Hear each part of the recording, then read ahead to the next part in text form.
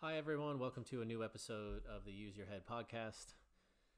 It's kind of weird that I call it an episode or podcast at all, considering I only put out content about every 6 months. But anyway, I'm trying to do a better job. And the hardest thing seems to be not having the information available. I've got today's episode. It's been kind of rolling around my head for months and months. But, the hard thing seems to be actually strapping on headphones, talking into a microphone, and not completely hating how I sound and nitpicking, the entire thing and stopping it and deleting it and starting over, which I've done twice already today. So this one I'm just going to take straight through, no matter how terrible it sounds. Just work with me and let's focus on the data. So if you listen to the first two episodes of my podcast, it was basically centered around the ketogenic diet. One was how to do it. The other one was why you don't have to be afraid of the fats, and the whole legacy of misinformation that led us down the path of eating terribly refined and high carbohydrate foods and everything else. So if you're here and you didn't catch those two, I suggest going back and take a listen.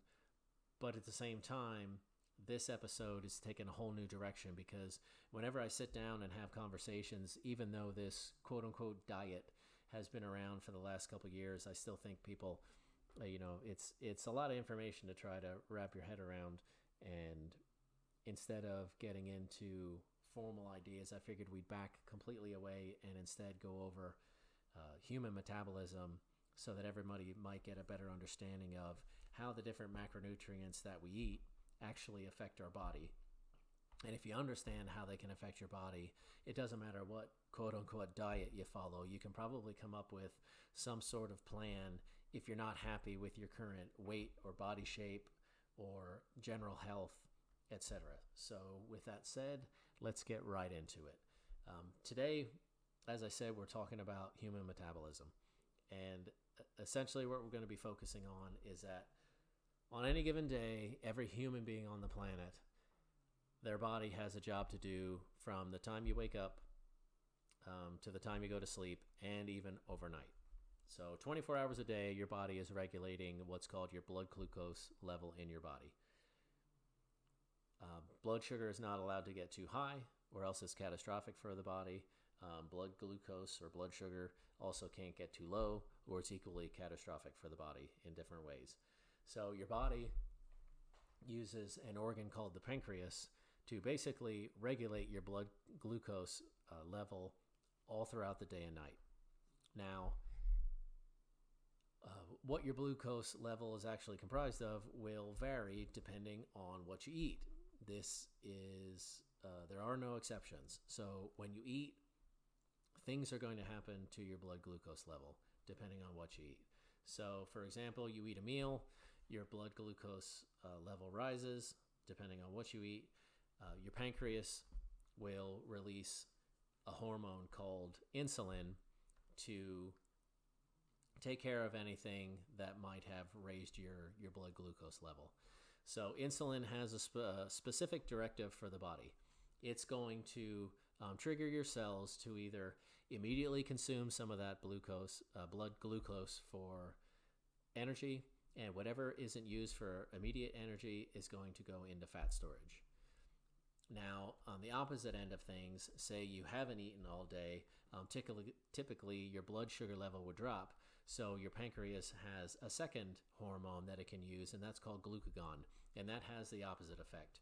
If your blood glucose level starts to drop, the pancreas releases glucagon, and that actually utilizes your body's fat stores in order to keep your blood glucose level at that baseline. Now, what the baseline blood glucose level is typically at for a healthy person is probably somewhere between 70 to 85 milligrams per deciliter. You can, and I advise this in, I think, the first two podcasts also, every adult human being should have a blood glucose test kit. It's a simple blood prick, and you put a tab into a little tiny computer.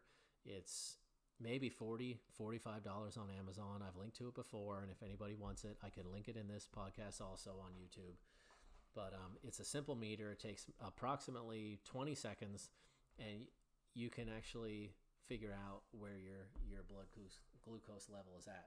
Now, with understanding those two hormones, why are we even worried about it? Well, obviously, if you're constantly running a high blood glucose level and insulin is constantly in your body, that means it's constantly taking all of the energy, and the energy is the foods that you're consuming, and it's constantly putting it directly into immediate energy needs or fat storage.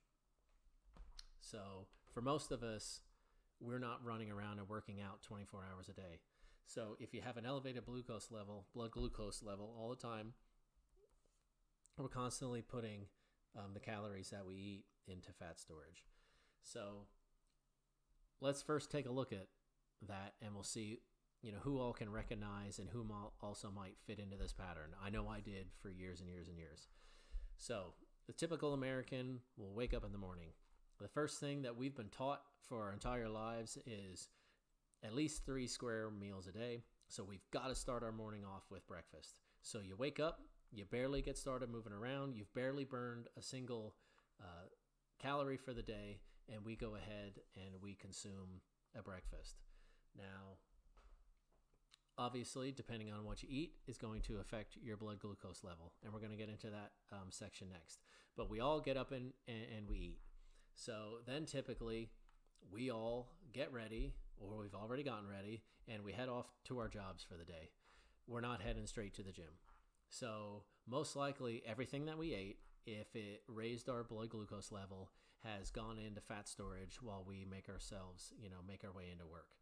Typically when I follow along with my own blood glucose level, depending on what I eat, takes a few hours until I'm back to baseline. So imagine you get yourself into work and you're finally sitting down at your desk, or you're doing whatever you might be doing, and you're finally back down to baseline. Now, you know what? By then, it's probably, for most people working a day shift, we're looking at mid-morning and we're hungry for a snack. So the next thing we do is go ahead and eat something small. We've also heard the adage of, for years and years, several small meals, or just break everything down into really small, tiny consumptions. So we get hungry, we eat again. We have a snack. Blood glucose level may very well rise. Then we're at lunchtime. Then we're in our afternoon snack. And then we get home, it's time for, the 5, 6 o'clock dinner, unless, you're a family today running around for 9 million sports activities. But, and then in the evening, what does everybody want? A snack for bed. Most likely, everybody that might be listening is probably going, oh crap, yeah, that's kind of how I eat. That's how we're all been programmed to eat. And what essentially happens is we constantly have insulin in our body. And even if we're going to the gym, we're having to burn through all of that blood sugar just to try to get back down to our original baseline, to where we can even start to bring glucagon into the equation to burn our fat storage. And that's probably the first half of the biggest problem with the standard American diet that we've all been on, at least my generation, and I'm in my 40s, that we've been on since we were little kids. So with our pattern of eating understood, let's move on to the actual calories that we're eating. Now, it's very important right now that everybody understand that anybody out there that says it doesn't matter what you eat, a calorie is grossly misinformed. It's not debatable.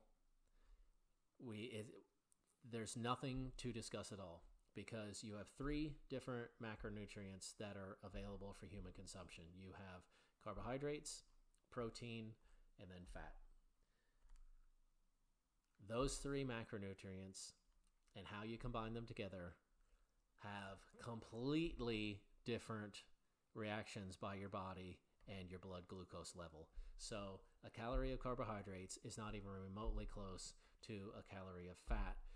They might be in regards to caloric density, although a fat calorie is denser, but at the same time, how your body reacts is not even remotely the same. So let's get into what in the world I'm talking about. So we'll take The first macronutrient, the carbohydrate, the most beloved macronutrient in all of the standard American diet. So you've seen it everywhere, even in our silly food pyramid, carbohydrates are at the top.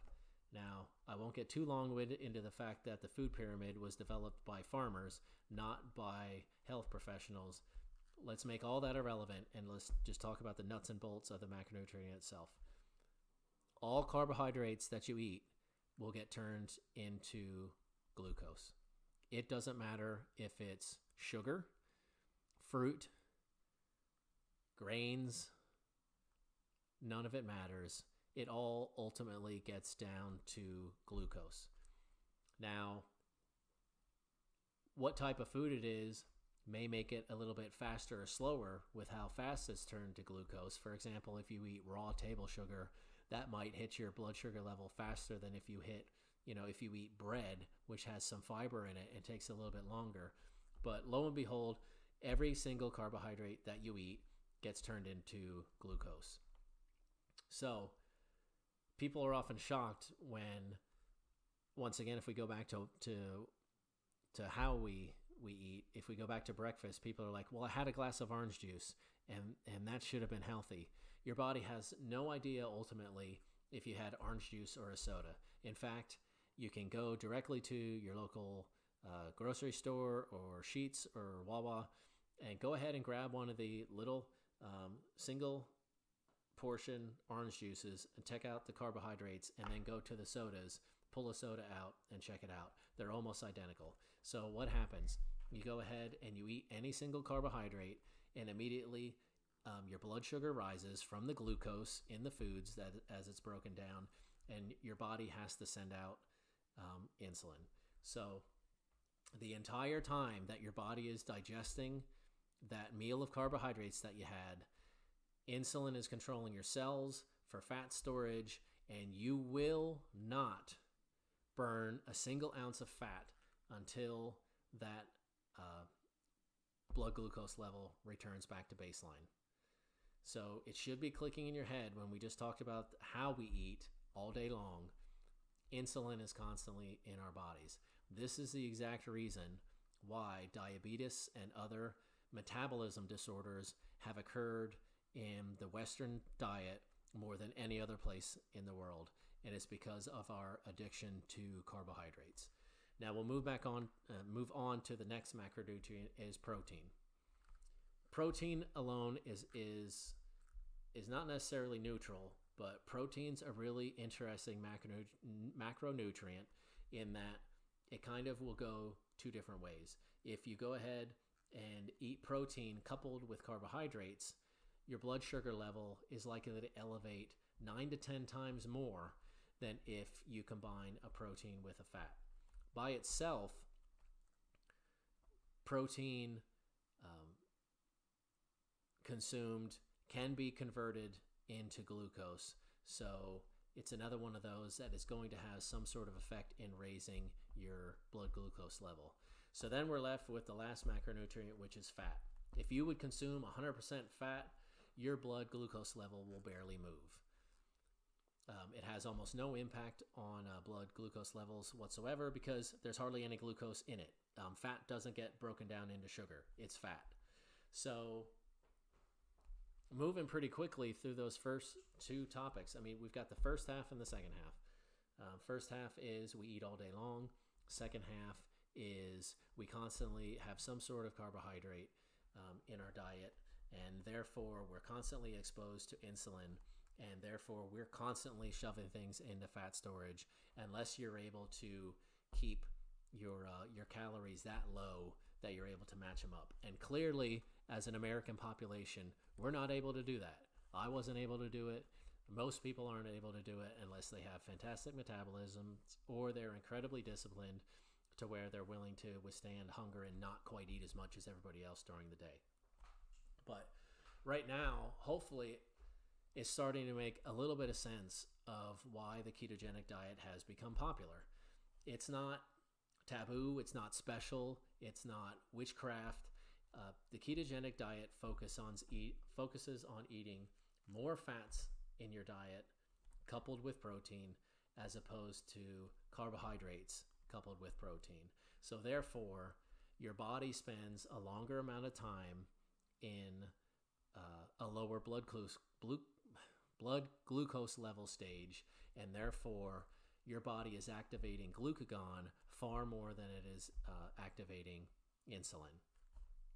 So basically, while you're going about your day, you're able to burn fat, where after you've eaten carbohydrates, your body is simply shoving everything into fat storage to get your blood sugar level back down. This is the way that the human body evolved to handle foods. If you go back through our evolutionary history, we weren't a grain-fed society until we kind of parked ourselves and started to develop through the Industrial Revolution. We were essentially hunter-gatherers that would eat mostly fats and proteins. We would eat, sugars and fruits when we found them, but they were also only seasonally back in our history. It wasn't possible if you were in an area that had grapes. Likely grapes weren't growing year-round. There were different seasons, but now that we have supermarkets, we're suddenly loaded with the availability to have high sugar carbohydrates all year long, and that leads to where we are. So the ketogenic diet isn't even necessarily a diet per se. It's just an original pattern of eating that mimics a little bit closer to our evolutionary history. Now, say for example, you're still not convinced and you're like, I don't want to eat keto. Fats are bad and I don't want to have anything to do with it just because I hate fad diets, quote unquote. That's fine. If we're understanding metabolism now, the other thing that everybody could be doing is simply not eating all day long, is going through periods of hunger. It's completely normal. If anybody has kind of been searching and reading things on diets, etc., the term intermittent fasting or fasting in general has also become popular. And once again, this also is not voodoo or witchcraft or anything else. It's simply another way of keeping your insulin levels low because your blood glucose level is low. And that way your body is afforded the opportunity to use the glucagon to burn the fat stores within your body. Time restricted eating. Typically, I do that in conjunction with the ketogenic diet. So for a typical day for me, while everybody else is getting up in the morning and shoving a breakfast in right away, I get up and I don't eat until later in the afternoon. And to be honest, the first couple days of this sucks. And you're like, oh my gosh, I'm so hungry. But to be honest, it's just because your body has been adapted to the general need for carbohydrates all the time. And we know that following a high insulin level, once that insulin level returns back to baseline, it triggers tremendous hunger within your body to feed it again in order to get back into that cycle. And this is why, you've heard of the afternoon crash after big meals and everything like that. And this is why you're starving in the morning. So once you've taken a couple days and you've adapted your body to not eating anymore in the morning, it isn't that bad at all. It isn't required for focus. It isn't required for energy. In fact, it's not all that uncommon now that I might end up hitting the gym late in the afternoon at like 4:30, 5 o'clock, and I still haven't eaten. And it doesn't give me any kind of performance decrease because my body's simply running off a different system. I'm using the glucagon that we're programmed to use in order to burn fat storage. So you can manipulate in your own way. And I tell people, well, and I hear, like, for example, I love bread. I'm not willing to give it up. And that's perfectly fine because being alive is also means, enjoying your life. So I recommend to anybody simply skip that breakfast, move it into the afternoon, and condense your eating window to perhaps, only 6 hours or so. So you have your first meal at 2, you can finish your last amount of food at 8, and then you simply work your way overnight. And it does require a fair amount of discipline, but if you want to change your body, there's not going to be any kind of magic bullet anyway. The other things you can do would be to go ahead and do fasts for up to several days, and that's where you only drink water. So you could technically eat for several days and then go ahead and take a period of time off and allow your body to process all that glucose, and then have several days in a row of high glucagon levels, and you can burn through some fat that way.